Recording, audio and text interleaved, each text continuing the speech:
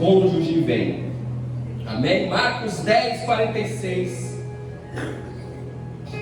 Diz assim a palavra do Senhor: então chegaram a Jericó.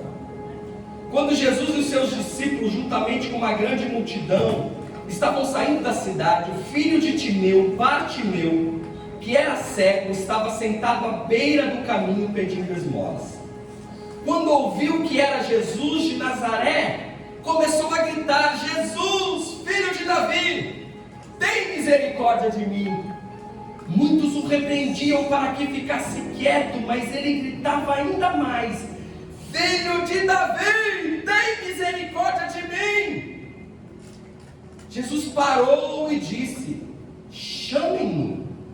E chamaram o cego. Ânimo, levante-se, ele está chamando. Lançando a sua capa para o lado, de um salto pôs-se em pé e dirigiu-se a Jesus. O que você quer que eu te faça? Perguntou Jesus. O cego respondeu: mestre, eu quero ver. Em outras traduções, o cego vai dizer: mestre, eu quero tornar a ver.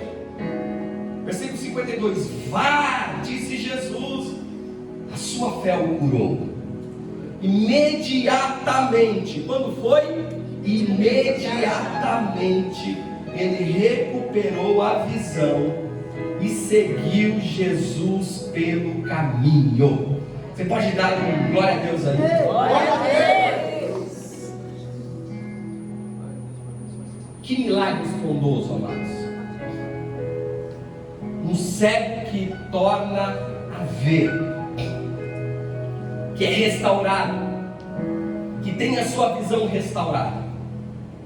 Eu parei para meditar nesses versículos esta madrugada, e muitos pontos desta passagem bíblica me saltaram aos olhos e me chamaram muito a atenção. O Espírito Santo começou a me dirigir nessa passagem. Eu já preguei inúmeras vezes essa passagem bíblica, mas o que o Senhor me entregou nesta última noite foi coisa tremenda. Eu gostaria que você dobrasse a sua atenção aí, para entender os princípios da palavra de Deus para nós hoje. Quando nós lemos o versículo de número 46, nós vemos que Jesus estava chegando a Jericó. E nós começamos já no versículo 46, coloca o versículo 46, deixa aí na tela. A gente começa a observar alguns personagens que fazem parte desta história e deste contexto bíblico. Nós vemos Jesus chegando em Jericó, e há pessoas ao redor dele. E quais são esses personagens que estão ao redor de Jesus? Primeiro nós vamos ver que Jesus está com seus discípulos. Quem são os discípulos? Discípulos são aprendizes, são seguidores que foram receptivos aos ensinamentos do Mestre. Estes são os discípulos, pessoas que seguem Jesus, que se tornam aprendizes dele, e estão receptivos aos seus ensinamentos. Em outros contextos bíblicos nós vamos observar que Jesus falava sobre o reino de Deus e contava sobre o reino em parábolas, mas aos discípulos ele explicava a parábola. Por quê? Discípulo é aprendiz, e discípulo sempre estará receptivo à mensagem de seu mestre, ao ensinamento de seu mestre. Além dos discípulos, nós vemos que juntamente com eles ia uma grande multidão. E esta multidão era composta primeiro por testemunhas. Quem são as testemunhas? Pessoas que receberam, por intermédio de Jesus e do ministério de Jesus, curas, que tiveram as suas vidas transformadas e decidiram seguir a Jesus em função disso. Então, dentro da multidão haviam testemunhas, pessoas que tiveram contato com Jesus e receberam o favor de Deus em suas vidas. No meio da multidão havia ex-cego, ex-surdo, ex-mudo, ex-aleijado, ex-leproso, ex-prostitutas, ex-ladrões. São testemunhas que estão na multidão, mas a multidão era composta por outros tipos de gente. Quem mais fazia parte da multidão? Alguns religiosos, doutores da lei, que estavam ali no meio da multidão, buscando um erro na doutrina de Jesus. Ouviam as palavras de Jesus para analisá-las e imputar a ele erros doutrinários, a fim de condená-lo, a fim de condenar a sua mensagem. Mas, olhando para a multidão, não me preocupam os religiosos, porque o religioso, meus queridos, a gente identifica rapidinho. Você não precisa de mais de 5 minutos de conversa com um religioso, com um fariseu, para identificá-lo. São pessoas que não têm compromisso com Jesus, mas têm compromisso consigo mesmo, e querem se colocar num posto mais alto que o demais, para que os demais venham servi-lo. O compromisso do religioso é com ele mesmo. Ele subjuga o rebanho ou a igreja, não ao serviço a Deus, mas ao serviço a ele. Esses são os religiosos. Então é fácil identificar, esses religiosos não me preocupam. Mas no meio da multidão haviam também pessoas com toda a espécie de problemas e de enfermidades, que seguiam a Jesus de um lado para o outro, peregrinavam com Jesus de um lado para o outro, mas não eram transformados, continuavam vivendo os seus problemas, continuavam vivendo as suas enfermidades, não recebiam milagre mesmo estando diante de Jesus. Deixa eu abrir um parênteses aqui. Nós entendemos por intermédio das Escrituras que todas as vezes que nós nos reunimos aqui neste lugar, como igreja do Senhor, o que acontece? O Senhor se faz presente. Quem somos nós na presença do Senhor? Quem é você neste culto? Você é um discípulo? E uma das visões da igreja Mover em Amor é transformar pessoas em discípulos de Jesus. Porque o que faz sentido para nós é que nós, ao observar o Evangelho, vivamos uma transformação. Agora não sou mais alguém no meio da multidão, mas eu me torno um aprendiz deste Jesus. Eu quero segui-lo, eu quero entender e viver os seus ensinamentos. Eu quero ser transformado, eu quero frutificar frutos do Espírito Santo, eu quero ter mudança de caráter, mudança de vida. Quem é você na presença de Jesus? Será que você tem se colocado como um grande religioso, uma grande religiosa? Ou você é só mais um no meio da multidão, frequentador de culto, meus queridos? Mas entra aqui com um problema e sai daqui com o mesmo problema. Entra semana e sai semana, a sua vida não é transformada. Eu quero te dizer que na presença de Jesus há poder. Na presença de Jesus há abundância de milagres. Na presença de Jesus, quando nós verdadeiramente entramos por aquelas portas com um propósito e nos entregamos na presença dele, grandes coisas o Senhor vai fazer. Grandes transformações nós iremos viver. Grandes milagres nós alcançaremos. E no meio desse contexto havia um homem, Bartimeu, conhecido por todos como filho de Timeu. E este filho de Timeu pedia esmolas à beira do caminho. Deixa eu te falar uma coisa. O filho de Timeu não era um frequentador de igreja. O filho de Timeu não era um religioso. Mas o filho de Timeu tinha algo dentro dele. Ele está à beira do caminho, mas ele tem uma sede. Ele tem uma fome. Ele tem uma ânsia pela busca do milagre. E quando a gente continua a leitura, versículo 47, a Bíblia vai nos dizer que Timeu, quando ele ouviu que era Jesus de Nazaré, ele começa a gritar: Jesus, filho de Davi, tem misericórdia de mim. E há um contraste neste versículo lindo, porque Marcos faz questão de dizer, quando fala a respeito de Jesus, ele diz: era Jesus de Nazaré que estava passando.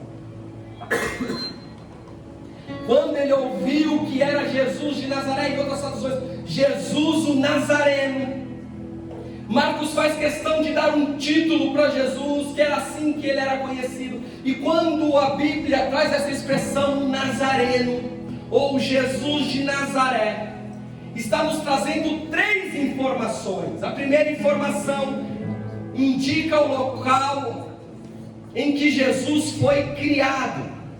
Jesus nasceu em Belém, mais ao sul de Jerusalém, mas ele é criado por Maria e José ao norte de Jerusalém, lá em Nazaré. Então, quando nós ouvimos a expressão na Bíblia, Jesus o Nazareno, Jesus de Nazaré, nós estamos observando, está sendo indicado o local onde Jesus foi criado. Quando nós ouvimos a expressão Jesus de Nazaré, nós estamos entendendo que este termo indica o cumprimento do que fora dito por intermédio dos profetas. Mateus vai dizer isto no capítulo 2, versículo 23, que Jesus foi habitar numa cidade chamada Nazaré, para que se fosse cumprido o que fora dito por intermédios dos profetas. E por isso ele seria chamado Nazareno. Mas também, quando a Bíblia indica esse termo, Jesus Nazareno, este Nazareno é um termo depreciativo para a cultura local. Porque se nós lermos todo o Antigo Testamento, não será mencionada a cidade de Nazaré. Se alguém ler o Talmud, que era a bibliografia da época, rabínica da época, e até hoje, não há menção sobre a cidade de Nazaré. Na literatura rabínica mais preciosa, não há menção da cidade de Nazaré. Quando Filipe anuncia a Natanael sobre Jesus, sobre o Messias, Natanael faz um questionamento: pode algo de bom sair de Nazaré? Então, quando o escritor Marcos ele indica Jesus de Nazaré, quando ouviu que era Jesus de Nazaré, este é um termo também depreciativo, mas Bartimeu não se apega a isso. Bartimeu dá um outro nome para Jesus. Bartimeu vai clamar: Jesus, filho de Davi, tem misericórdia de mim. O termo é depreciativo. Pode algo bom sair de Nazaré? E Bartimeu ele não fala: Jesus Nazareno, tem misericórdia de mim. Ele clama. Há no grito de Bartimeu um contraste que o diferencia. Ele vai dizer: Jesus, filho de Davi, tem misericórdia de mim. O que é este termo, filho de Davi? É o reconhecimento de que Jesus é o Messias esperado. Em outras palavras, Bartimeu está dizendo: eu nunca te vi porque sou cego, eu já ouvi falar de você, Jesus, mas eu sei que você é o Alfa, o Ômega, o princípio e o fim. Você vem da raiz de Jessé, como profetizou Isaías no capítulo 11. 11, é das suas raízes, Jessé, que brotará um renovo, e o Espírito do Senhor repousará sobre ti. Quando Bartimeu ele profere essas palavras, Jesus, filho de Davi, ele está dizendo: tu és a palavra que se fez carne e habitou entre nós. Tu és aquele que foi profetizado: da semente da mulher nascerá um que esmagará a cabeça da serpente. Eu sei, Jesus, que tu és o libertador de Israel. Aleluia.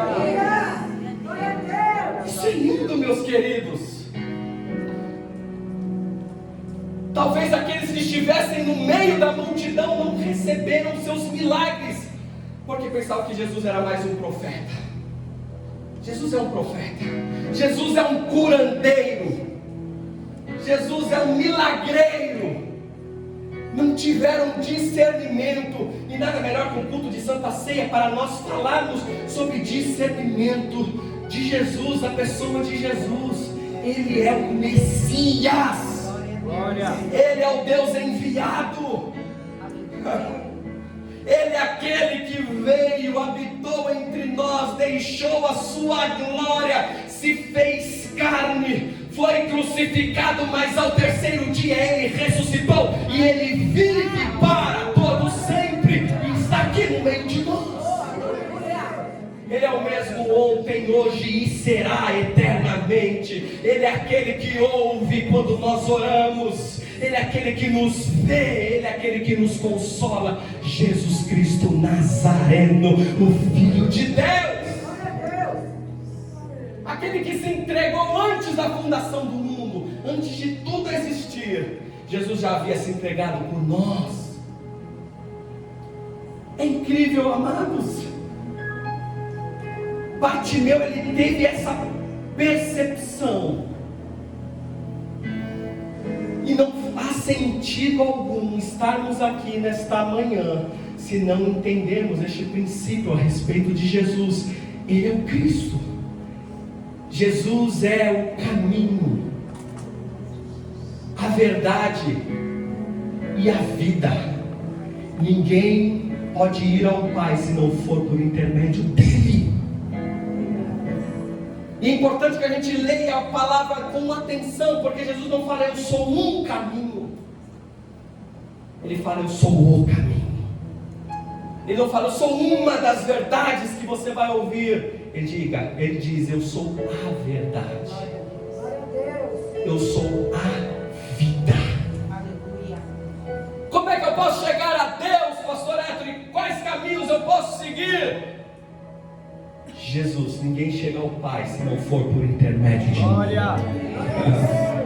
Jesus vai dizer lá em João capítulo 10, se não me falha a memória: eu sou o pastor, e aquele que é ovelha ouve a minha voz e conhece a minha voz.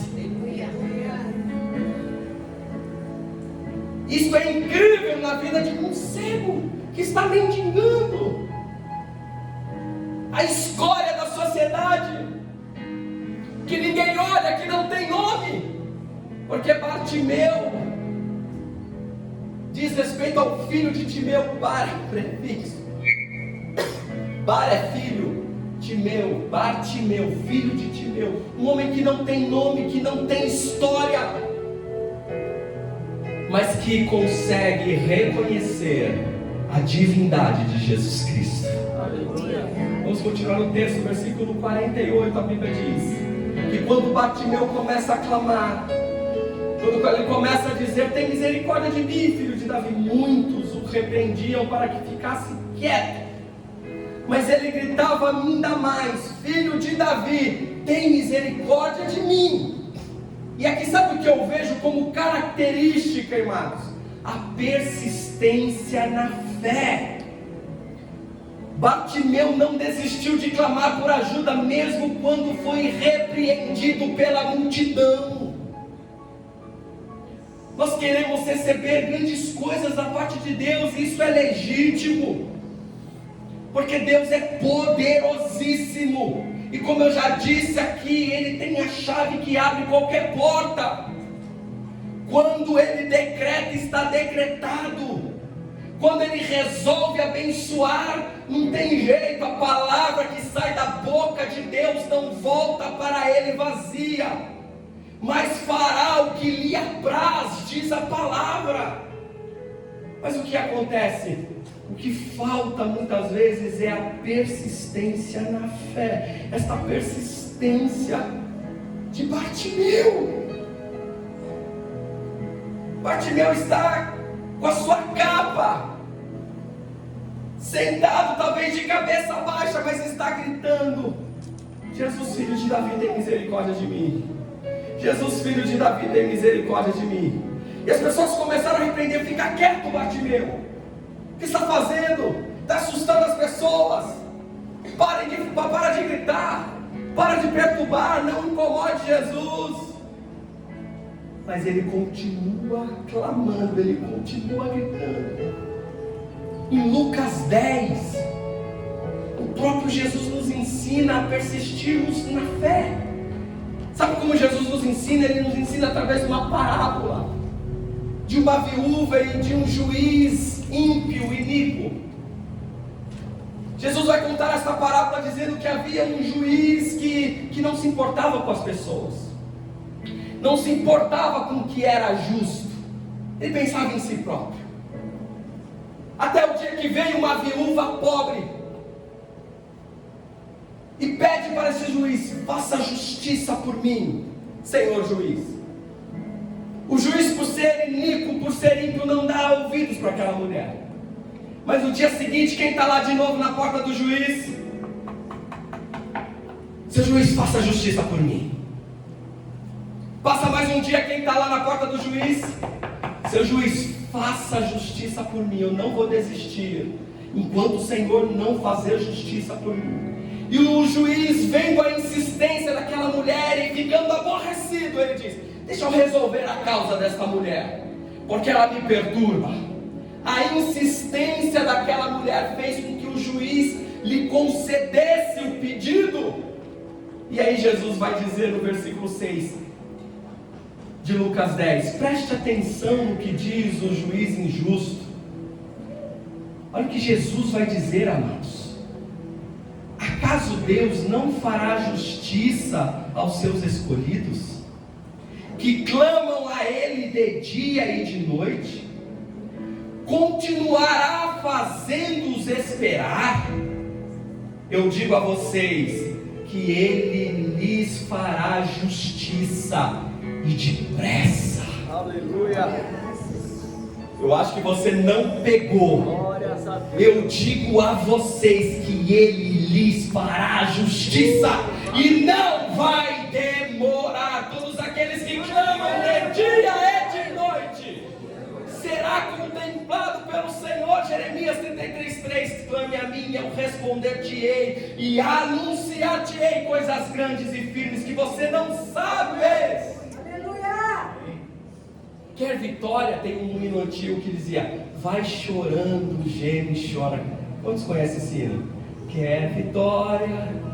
Vai chorando, geme e chora. Quer vitória? Vai chorando, geme e chora. Levante a mão, receba a bênção nesta hora. É só pedir, mas vai chorando, geme e chora. Persistência na fé. As pessoas repreendiam, e quanto mais repreendiam, mais alto Bartimeu clamava. Você está parando pelo caminho aí na oração? Já desistiu das suas causas? Continue orando, continue buscando ao Senhor, continue clamando. Vamos em frente. Versículo 49 diz a palavra: o resultado da persistência. Jesus parou e disse: chamem-me. E chamaram o cego: ânimo, levante-se, Ele o está chamando. Deixa eu te entregar uma chave aqui. O que fez Jesus parar e chamar Bartimeu É a mensagem. O que fez Jesus parar? Havia uma grande multidão, um grande alvoroço. Bartimeu está clamando.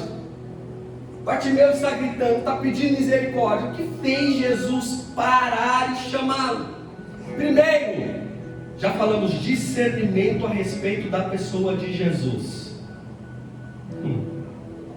E quando a gente tem um discernimento verdadeiro de quem é Jesus, mais do que buscar as bênçãos de suas mãos, nós buscamos a pessoa de Jesus.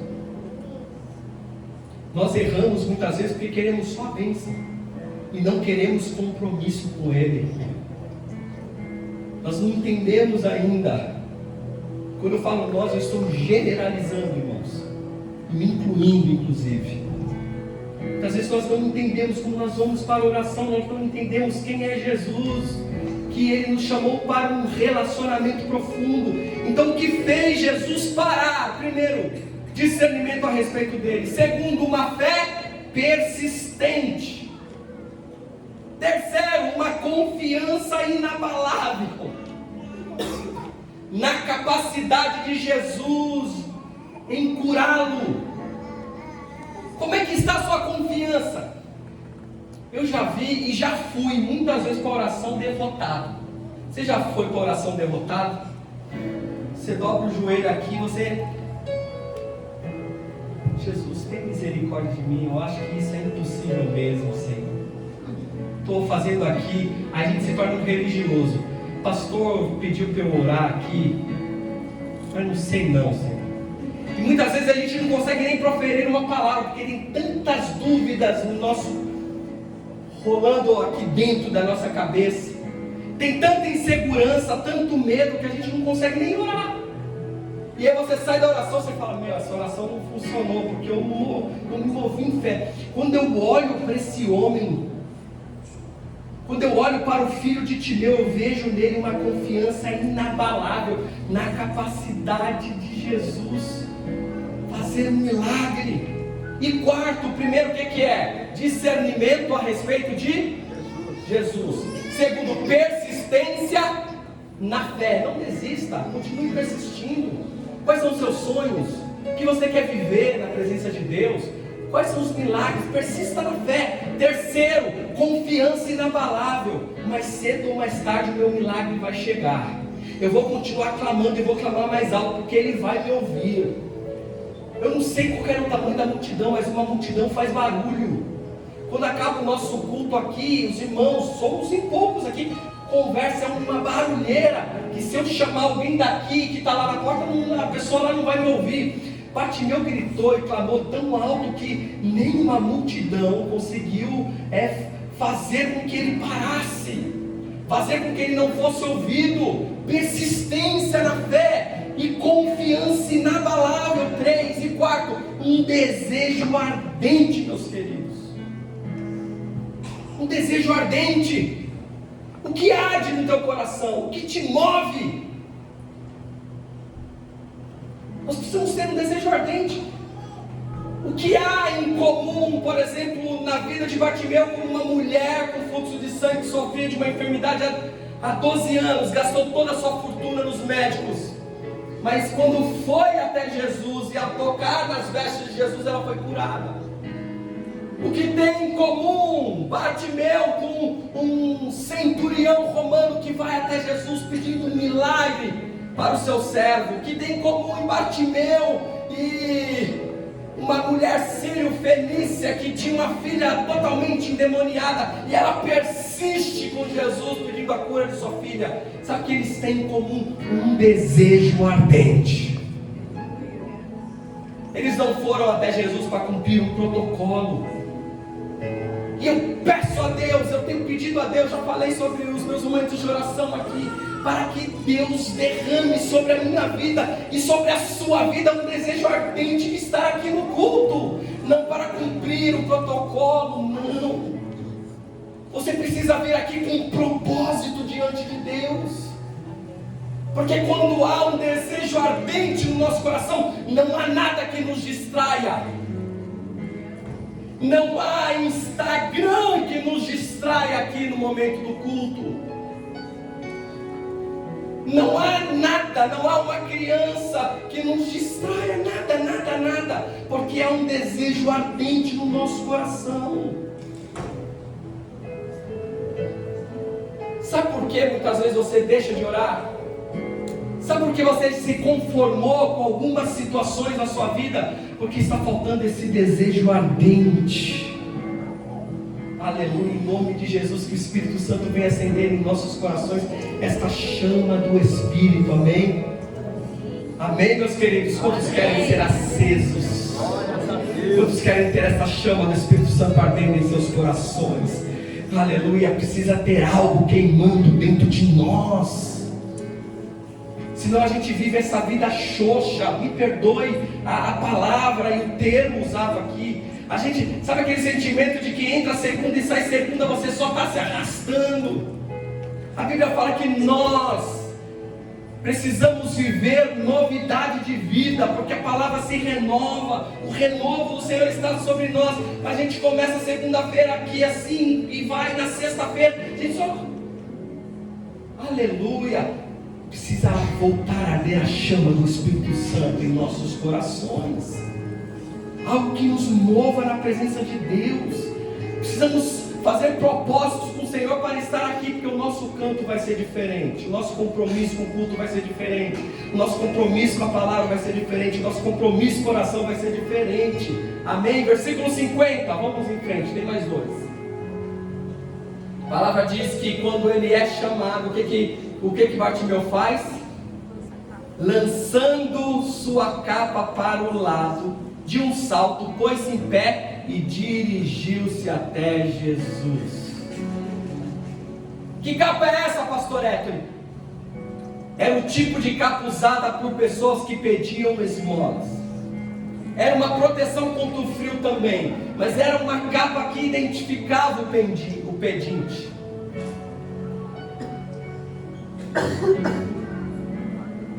Quando nós temos a informação no versículo 50, preste atenção, já estou terminando. Quando nós temos essa informação que quando ele ouve que Jesus o chama, a primeira coisa que ele faz é lançar a capa ao lado. O que é isso? Uma ação imediata, uma resposta imediata ao chamado de Jesus. Quando é chamado, Bartimeu jogou a capa de lado e foi até Jesus, demonstrando prontidão e determinação em sua busca. Isso é lindo. Sabe por quê? Porque nos faz refletir qual é a capa que tem adiado o nosso encontro com Jesus. Jesus já está te chamando faz tempo, meu querido e minha querida. E sabe o que acontece com muitos de nós? A gente permanece com aquela capa. E a pergunta do Espírito Santo para nós é: qual é a capa que tem adiado o nosso encontro com Jesus? E às vezes a capa vem em forma de desculpas que nem nós mesmos acreditamos. Nós damos desculpas que nem nós acreditamos. Qual é a desculpa que você está dando para o chamado de Jesus? Jesus já te chamou. Vem, filho. Vem, eu quero fazer uma transformação, eu quero gerar um milagre. Eu quero mudar a tua história, eu quero levantar o teu ministério. Eu quero fazer de você uma nova vida, eu quero mudar o teu casamento. E qual é a capa que a gente insiste em manter? Talvez a capa da disposição para o pecado. Nós não queremos largar o pecado, essa é a verdade. Nós não permitimos que o Espírito Santo nos convencesse. Nós mantemos o coração duro e a capa que continua sobre nós é uma disposição para o pecado. Talvez a capa seja uma capa de negligência. Negligenciamos o chamado de Jesus. Mas nós aprendemos com Bartimeu, porque quando ele lança a sua capa para o lado, ele demonstra uma ação imediata ao chamado de Jesus. A Bíblia diz que de um salto ele se coloca em pé e vai em direção a Jesus. E se nós estamos falando aqui de um Deus que é um Deus de relacionamento, por que nos perdemos tanto tempo longe da presença dEle? porque os nossos interesses de estar aqui no culto são diversos. A gente deixa por último adorar ao Senhor, que é digno de toda a honra e toda a glória, relacionar com o Senhor, porque nós temos tanto tempo para as redes sociais e pouco tempo para estar na presença dEle. Jesus está dizendo: eu te chamo, meu filho, eu te chamo, minha filha, venha, se coloque de pé, tire esta capa, porque eu quero realizar um milagre na tua vida, eu quero realizar transformação no meio da tua família, no teu casamento. Lança fora a capa em nome de Jesus. Fique de pé, igreja.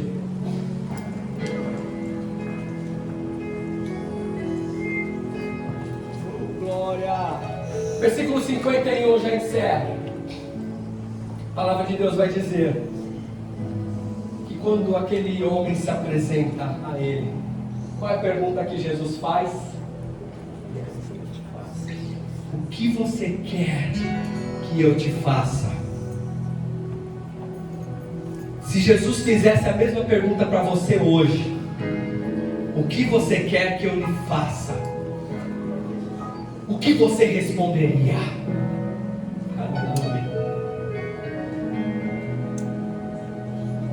Bartimeu poderia responder tantas coisas, meus queridos. O que quer que eu te faça, Bartimeu? Ele poderia dizer: eu quero dinheiro, eu quero uma casa, porque ele morava na rua. Eu quero reencontrar minha família. Mas sabe o que Bartimeu pede? Restauração.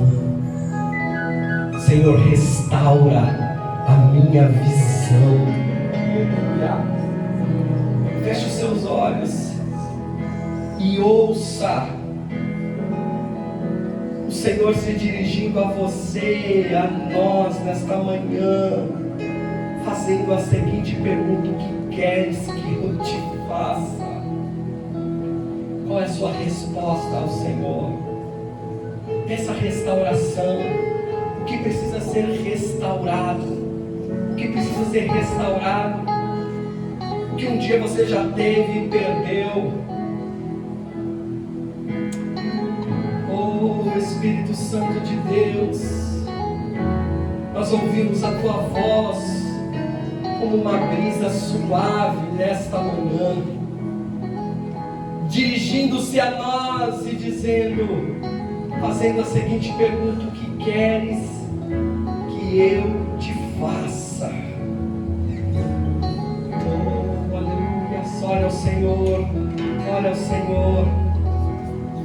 Vai conversando com o seu Jesus, vai conversando com Jesus, Ele está aqui. Quais são os propósitos do teu coração na presença dEle? Santo Espírito, o que queres que eu te faça, meu filho? O que queres que eu te faça, minha filha? Restaura, Senhor, restaura a comunhão, restaura a comunhão do teu filho. Outrora, Senhor, havia uma chama de avivamento no coração do teu filho e da tua filha. Não pode apagar o pavio que está fumegando. Em nome de Jesus, restaura a comunhão, restaura, Senhor, o amor. Traga restauração, Senhor, corpo, alma e espírito. Toda limitação física que veio por intermédio de uma enfermidade, nós repreendemos hoje em nome de Jesus. Todos os enfermos sejam curados em nome de Jesus. Toda alma abatida, Senhor, todos que foram cometidos por uma depressão, por ansiedade, por síndrome, Senhor, nós repreendemos que haja restauração em nome de Jesus. Que haja restauração, que ministérios venham ser levantados nesta manhã para a glória do teu santo nome. Nós profetizamos, Senhor, sobre a vida dos teus filhos. Seja feita a tua vontade, assim na terra como no céu. Que a tua vontade seja feita na vida do teu filho e da tua filha, dentro da casa do teu filho e da tua filha. Que casamentos venham ser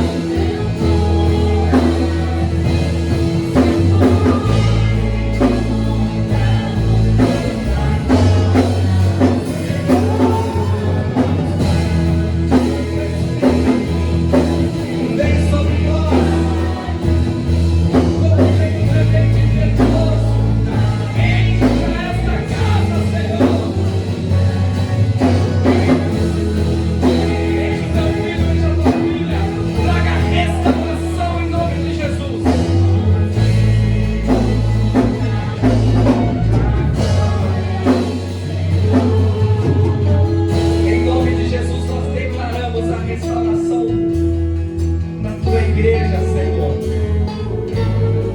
Restauração da verdadeira adoração.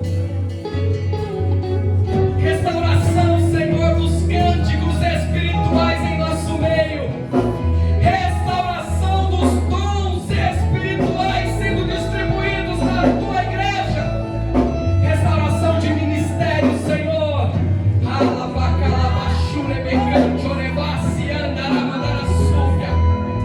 Desenterra este talento hoje, porque Deus restaura a sua vida. Permita-se ser usado pelo Senhor, permita-se ser usada pelo Senhor, permita-se viver uma comunhão íntima e profunda com Ele.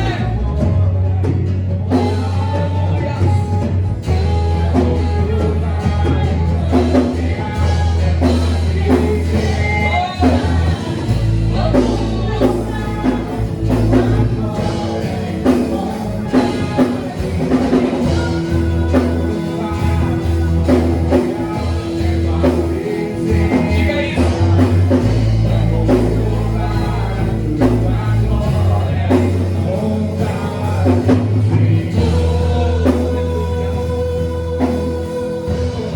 Aleluia. Eu quero perguntar se tem alguém no nosso meio que quer aceitar este Jesus tão lindo como o único e suficiente Salvador. Você que quer confessar Jesus, Jesus, eu te confesso como Senhor e Salvador. Levante a sua mão, eu quero orar pela sua vida. Tem alguém? Tem